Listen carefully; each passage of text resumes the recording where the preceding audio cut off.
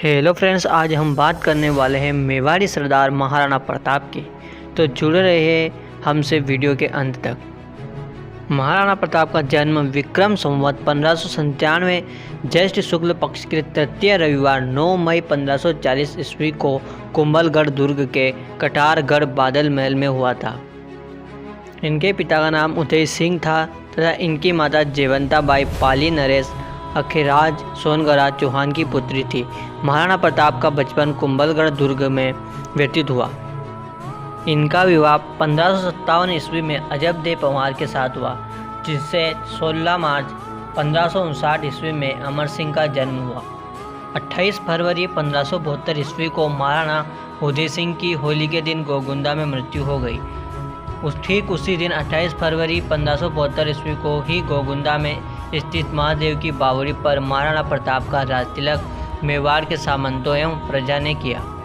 1570 ईस्वी में अकबर का नागौर में दरबार लगा, जिसमें मेवाड़ के अलावा अधिकतर राजपूतों ने अकबर की अधीनता स्वीकार कर ली। अकबर ने प्रताप को अधीनता स्वीकार कराने के लिए 4 दल भेजे। अकबर ने पहली बार जलाल खां कोची को 1572 ईस्वी में प्रताप के पास भेजा गया। दूसरी बार जून 1573 ईस्वी में मानसिंह अजमेर के शासक को प्रताप को समझाने के लिए भेजा गया तथा तीसरी बार अक्टूबर 1573 ईस्वी में आमेर के भगवान दास को भेजा गया। अकबर ने अंतिम बार दिसंबर 1573 ईस्वी में टोडरमल को भेजा, लेकिन महाराणा प्रताप ने अकबर की अधीनता स्वीकार नहीं की। मानसिंह 3 अप्रैल 1576 ईस्वी को शाही सेना लेकर अजमेर से रवाना हुआ। उसने पहला पड़ाव मांडलगढ़ में डाला।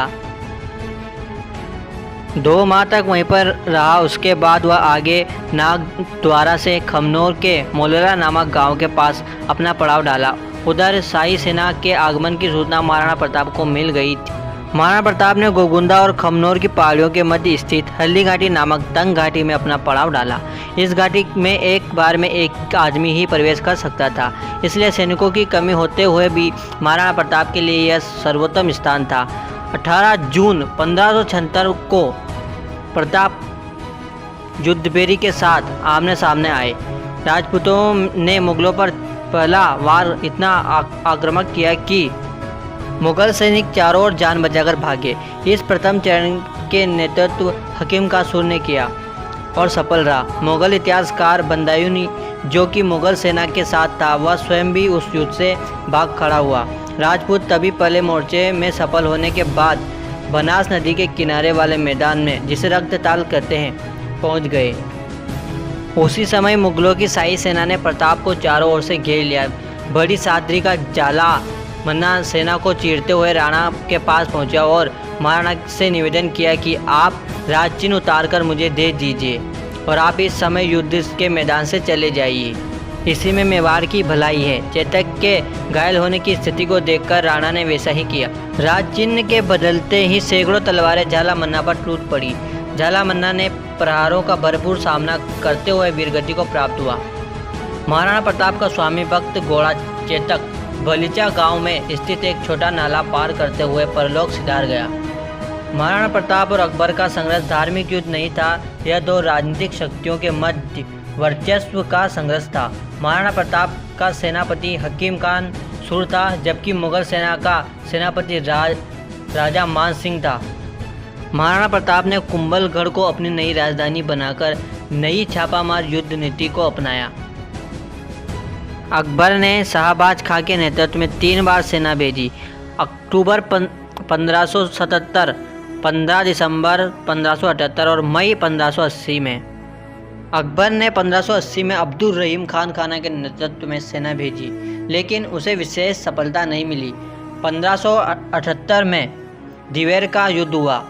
इस संघर्ष में महाराणा प्रताप के पुत्र अमर सिंह ने शाही सेना पर धावा बोला और विजयी रहा। 19 जनवरी 1597 में महाराणा प्रताप की मृत्यु हो गई।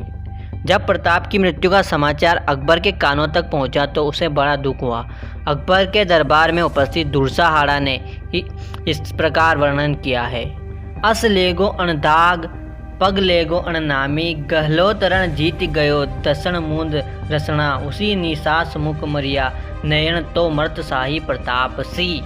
राणा प्रताप, तेरी मृत्यु पर बादशाह ने दांतों में जीभ दबाई और निश्वास से आंसू टपकाए, क्योंकि तूने अपने घोड़े को नहीं दगवाया और अपनी पगड़ी को किसी के सामने नहीं झुकाया। वास्तव में तू सब तरह से जीत गया।